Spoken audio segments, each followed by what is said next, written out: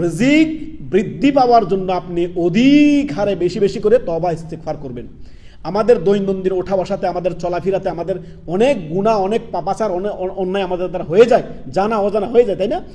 ওই পাপাচারগুলোকে আপনি মোচন করতে দৈনন্দিন আপনি তওবা ইস্তেগফার করবেন। এই জন্য ওলামায়ে কেরাম বলেছেন তওবা ইস্তেগফার হচ্ছে যাবতীয় কল্যাণের মূল। তো আপনি তওবা ইস্তেগফার করবেন। আল্লাহ রাব্বুল আলামিন সূরা নূহের আয়াত নাম্বার এই যে 10-11 কি বলেছেন? ফাকুলতু আস্তাগফিরু রাব্বাকুম ইন্নাহু কানা গাফফারা। তোমরা রবের কাছে ক্ষমা চাও, রবের কাছে তওবা করো, রবের দিকে ফিরে আসো। আল্লাহ আমার ভুল হয়ে গেছে, আল্লাহ আমাকে ক্ষমা করেন, আস্তাগফিরুল্লাহ ওয়া আতুবু ইলাইহি। তখন আল্লাহ কি বলেন? ইন্নাহু কানা গাফফারা, আল্লাহ তোমাদেরকে ক্ষমা করবেন যখনই যত পাপী হোক না কেন। আস্তাগফিরুল্লাহ ওয়া আতুবু ইলাইহি, সর্বদাই তওবা ইস্তেগফার করবেন। আল্লাহর রাসূল সাল্লাল্লাহু আলাইহি ওয়াসাল্লাম যদি দিনে 70 কিংবা 100 বার তওবা করে, ইস্তেগফার করে, তাহলে আমাদেরকে কতবার করা দরকার? তারপরে পরের দিকে আল্লাহ তাআলা কি বলেন?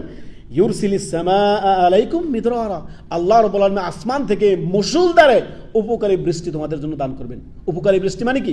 বৃষ্টি না হলে জমিন চৌচির হয়ে যাবে, ফেটে যাবে। জমিন থেকে কোনো ফল ফলাদি আপনি পাবেন না, কোনো উদ্ভিদ আপনি পাবেন না।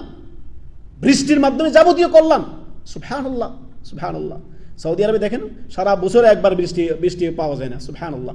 এখানে বোঝেন বৃষ্টি কত মহামূল্যবান। সুবহানাল্লাহ। অতএব তওবা ইস্তেগফারকে ওলামায়ে কেরাম যেমনটি বলেছেন যাবতীয় কল্যাণের মূল।